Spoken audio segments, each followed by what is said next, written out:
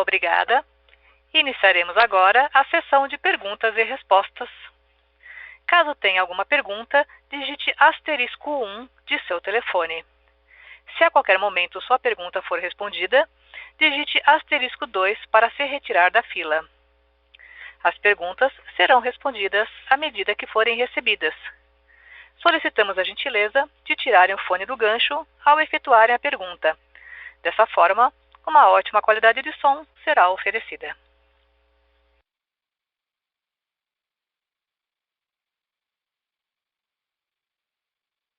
A primeira pergunta recebida é do Marconi.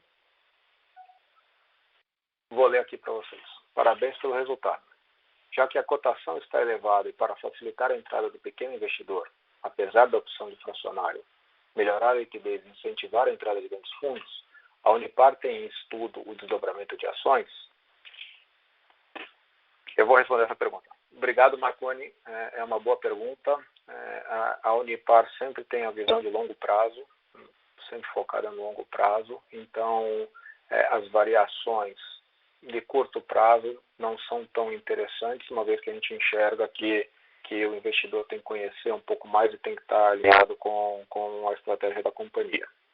A gente já fez alguns estudos e hoje a liquidez está adequada, né? Lembrando que a gente participa de alguns índices, né? O Small Caps é um exemplo, e a gente sempre tem olhado muito para esse ponto para a gente conseguir efetivamente entender e capturar valor em tudo. Então, assim, hoje a resposta é que não temos nenhum plano de desdobramento de ações.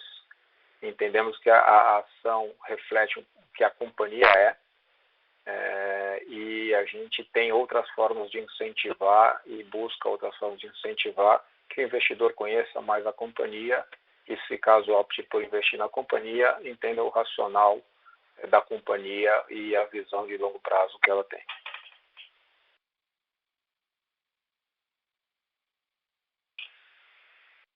Chegou mais uma pergunta do Paulo Garcia. É possível a companhia manter a margem bruta obtida no primeiro trimestre de 2021, dado o aumento recente do preço do gás natural e do petróleo? Parabéns pelo resultado.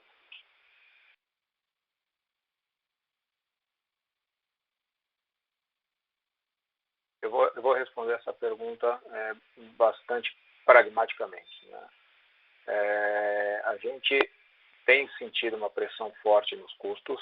A gente vê que tem todos os mecanismos pressionando a companhia, mas a companhia tem buscado formas não só de manter as margens, mas também de buscar competitividade contra produtos internacionais. Então, é difícil prever se tem condições ou não, mas a companhia tem olhado bastante focada em olhar a eficiência da sua produção. Como o Maurício comentou, buscar otimizar a produção e tentar manter os custos em níveis razoáveis e buscar benefícios aí em alguns dos custos que a gente consiga observar e obter através de investimentos e projetos. Então, respondendo à pergunta, a gente tem um alinhamento de várias ações para a gente buscar manter margens saudáveis.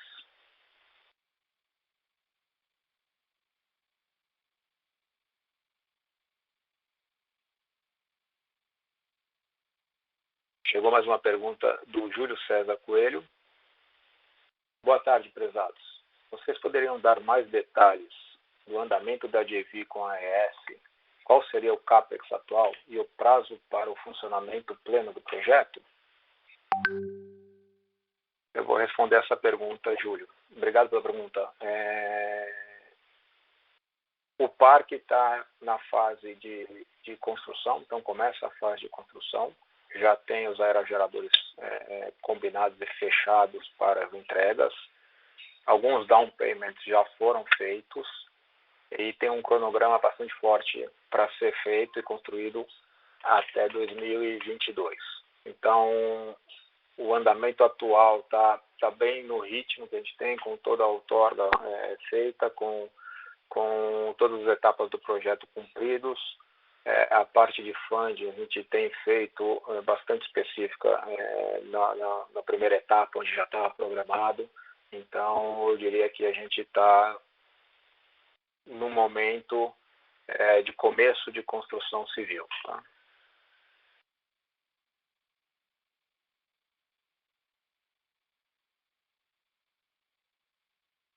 Mais uma pergunta que chegou aqui do Rafael Ribeiro.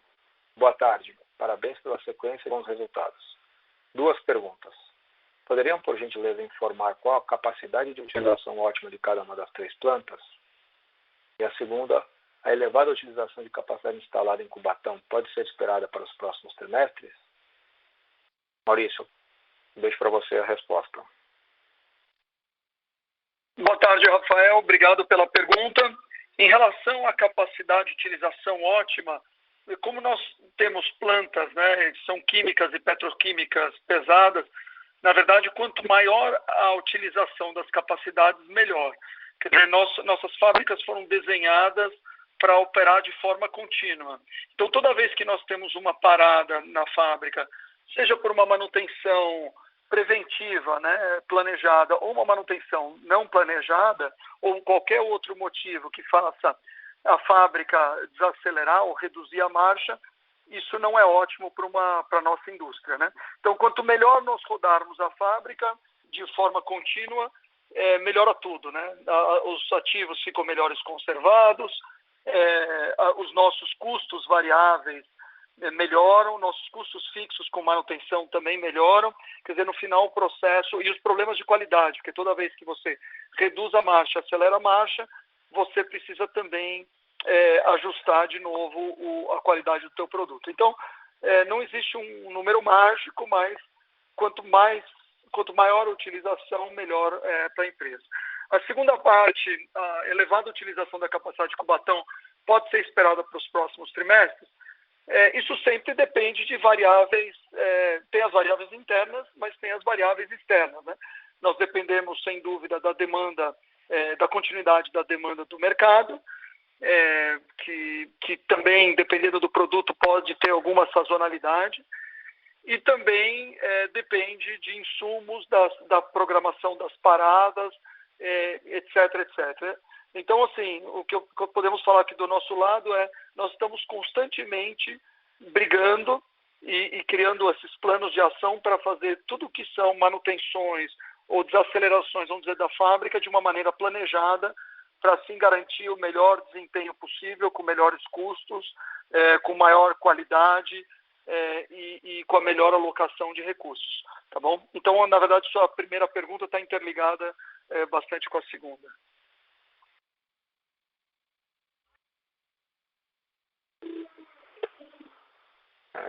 Desculpa o atraso aqui, pessoal, chegou mais uma pergunta do João.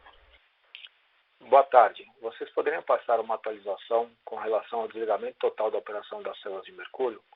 Se elas serão substituídas por membrana ou diafragma? Obrigado.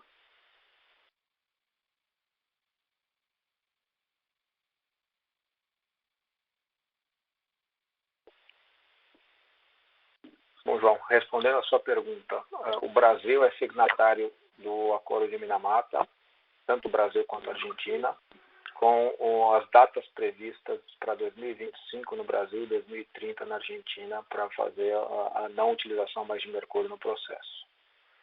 Nós devemos cumprir estas datas e, se eventualmente tiver espaço, poderíamos antecipar. A substituição deveria ser por membrana, que é a forma mais eficiente e moderna que temos.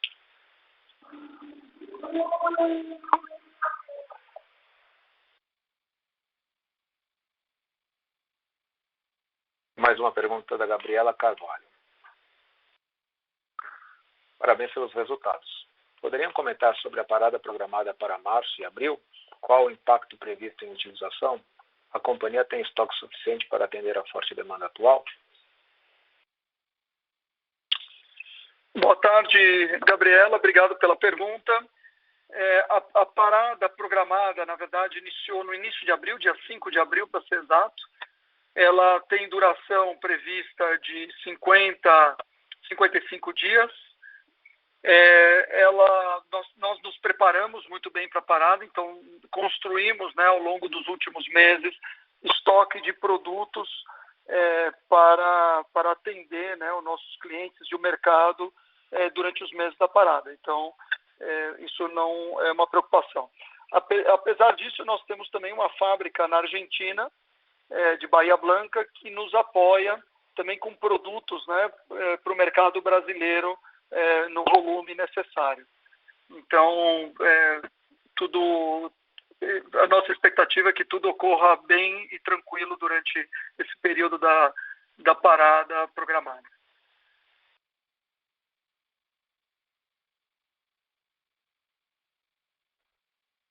A próxima pergunta é do Lucídio Panussá.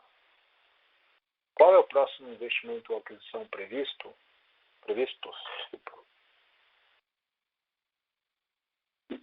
Boa tarde, Lucídio. Bom, nós temos desde que elaboramos a nossa estratégia, né, de futuro, nós temos uma lista de projetos estratégicos que nós estamos avaliando. Esses projetos, eles estão em diversas dimensões, né? Existem projetos que nós olhamos em oportunidades de crescimento orgânico ou de expansão das nossas capacidades atuais. Nós temos projetos que, como o Christian e eu já comentamos anteriormente, que olham como nós melhoramos a eficiência da companhia e com isso, né, das operações de uma forma geral, e com isso nós conseguimos melhorar a nossa situação de custos internos. Temos projetos de competitividade, também de insumos e matérias-primas, como é o projeto, por exemplo, que anunciamos da Joint Venture com a AES, onde nós olhamos as nossas principais matérias-primas e insumos e tentamos, com projetos como a Joint Venture, garantir o acesso a essa matéria-prima, reduzir custos e sempre que possível também conseguir melhorar a nossa matriz para matrizes mais sustentáveis, né? Nesse caso de energia eólica. E também nós temos projetos onde nós olhamos potenciais formas de crescimento inorgânicos com aquisição de empresas complementares ao nosso negócio. Então, o que eu posso falar para você é que todos esses projetos, essas dimensões de projetos, nós estamos tocando eles simultaneamente e à medida que eles forem maturando e chegando em estágios, né, que se viabilizem, nós estaremos informando. É importante só lembrar que, logicamente, nós só faremos projetos que façam sentido economicamente para a companhia, né? Além dos outros benefícios, mas eles também precisam contribuir com a geração de valor da nossa empresa.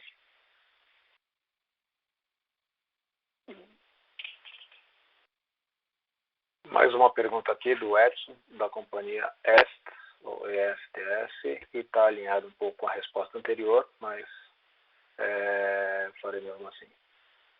Além da JV com a STT, neste cenário de provável crise hídrica, há alguma outra medida preventiva de curto, médio prazo, caso haja um novo apagão? Tá bom. Boa tarde, Edson. Obrigado pela pergunta. O importante é o seguinte, a energia elétrica é um insumo relevante para a companhia, né? Já que os processos de eletrólise, basicamente, a eletricidade o papel da eletricidade é muito importante, né, quando você rompe o sal, né, em sódio e cloro. Nós temos contratos de longo prazo, então nós não operamos de forma descoberta. Então, esses contratos garantem um preço e a disponibilidade de energia elétrica para a companhia. O que nós temos que ficar de olho são nos encargos governamentais, como tem o ASS no momento, né, pela saturação e pelo estresse da rede.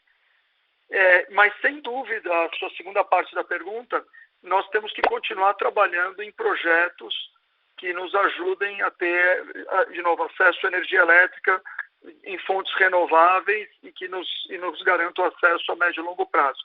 E nós também estamos pensando e trabalhando nesse aspecto para projetos complementares a essa joint venture que fizemos com a STT, de energia eólica.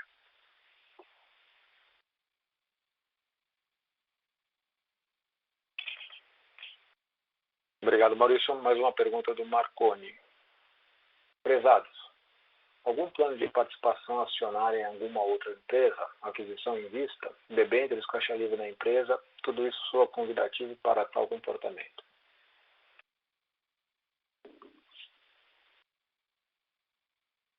Respondendo a essa pergunta, Marconi, assim, a empresa ela segue as regras de governança da CVM e ela divulga sempre que necessário os movimentos dela. Hoje a gente tem a manutenção de uma alavancagem baixa por característica do setor, temos a manutenção de uma liquidez alta também por característica do setor, e como o Maurício já comentou em algumas outras perguntas e pontos da fala dele, a gente está sempre preparado para olhar não só o mercado, mas também para olhar internamente e fazer os investimentos necessários para a gente conseguir perenizar a companhia, trazer benefícios no longo prazo, melhorar a eficiência e ampliar um pouco nossas margens dentro do possível e também nos momentos de ciclo baixo preservar as margens. Então, hoje não temos nada a trazer, mas é uma característica usual ficarmos desavancados e ficarmos preparados para épocas de ciclo baixo e também para épocas de ciclo alto poder absorver e buscar oportunidades.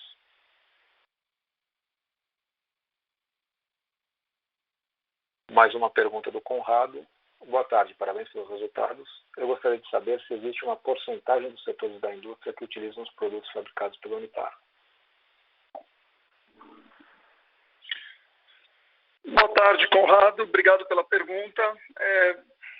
Os nossos produtos, se eu posso quebrar aqui nas categorias para ajudar o entendimento e a explicação.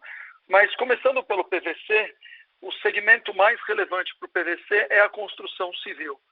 Esse é o maior consumidor de produtos à base de PVC e aqui você pode ver nas lojas de materiais ou no mercado, na forma de tubos e conexões, na forma de pisos vinílicos, forros, janelas, que são esquadrias, né, tanto para janelas como portas, e aplicações como essa. Depois o PVC também ele é usado em outras indústrias, numa proporção menor, mas é usado na indústria de calçados, como solas, né, para fazer os solados, é usado na indústria da moda, para roupas em geral, que parecem com o couro, né? Ele é usado também de uma forma importante na indústria de hospitalar, fazendo EPIs, ele serve para pode fazer botas, pode fazer esses face shields, que agora foram tão importantes na pandemia, eles servem para fazer catéteres, bolsas de sangue, entre outras utilizações. Depois, a nossa soda cáustica, ela é usada aí sim em uma série de indústrias de uma maneira pulverizada, porque ele é um básico muito importante, serve para neutralizar reações e você depois consegue extrair facilmente, né? Então, o espectro é grande. Ele é usado na indústria de alumínio, ele é usado na indústria de papel, ele é usado na indústria de alimentos, para fazer sabonetes, quer dizer, higiene e limpeza. E, por fim, o cloro, ele é usado essencialmente em duas grandes indústrias. Um para tratamento de água, que você pode tratar a água que consumimos em casa, né? Na forma de derivados aí do cloro. Usamos também para tratar efluentes, né, de empresas ou de regiões, e também serve para entrar nos produtos de limpeza para o dia a dia, né, para fazer, por exemplo, produtos que fazem a limpeza e higienização das casas, como na forma de água sanitária, né, que é o hipoclorito diluído.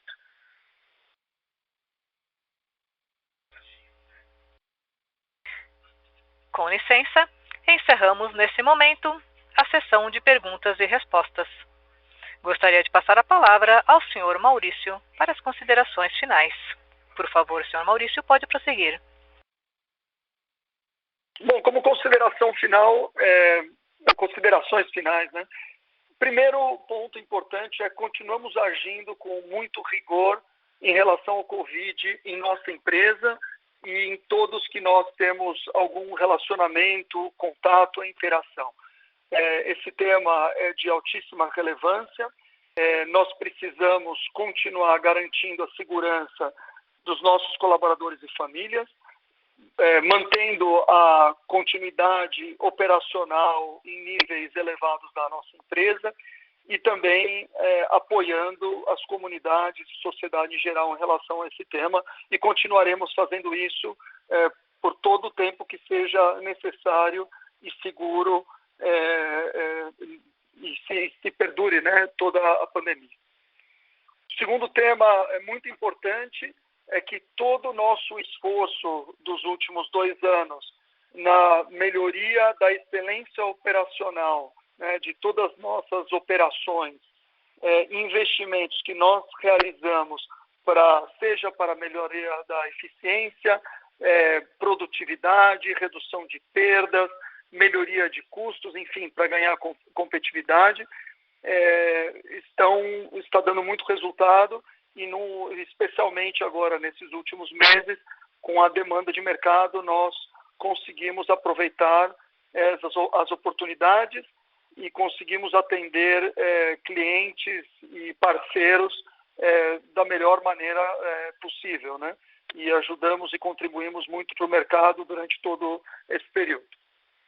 E, por fim, eu reforço novamente o meu agradecimento a todos que participam e contribuem aqui no nosso ecossistema Unipar, né, que são parceiros de negócio, acionistas, comunidade, sociedade em geral, pela confiança, pelo suporte e pelo apoio durante todo esses últimos tempos, né, os tempos desafiadores de Covid, mas durante todos esses anos. E, novamente, eu queria dar um agradecimento especial aos colaboradores da Unipar, porque durante mais um trimestre tem trabalhado com muito afinco, com muita garra e com muita determinação para fazer a companhia continuar atingindo resultados excepcionais, e também com muito carinho e cuidado em relação aos colegas, às comunidades e todas as interações. Então, muito obrigado a todos e até o próximo trimestre. A teleconferência da Unipar está encerrada. Agradecemos a participação de todos e tenham uma boa tarde.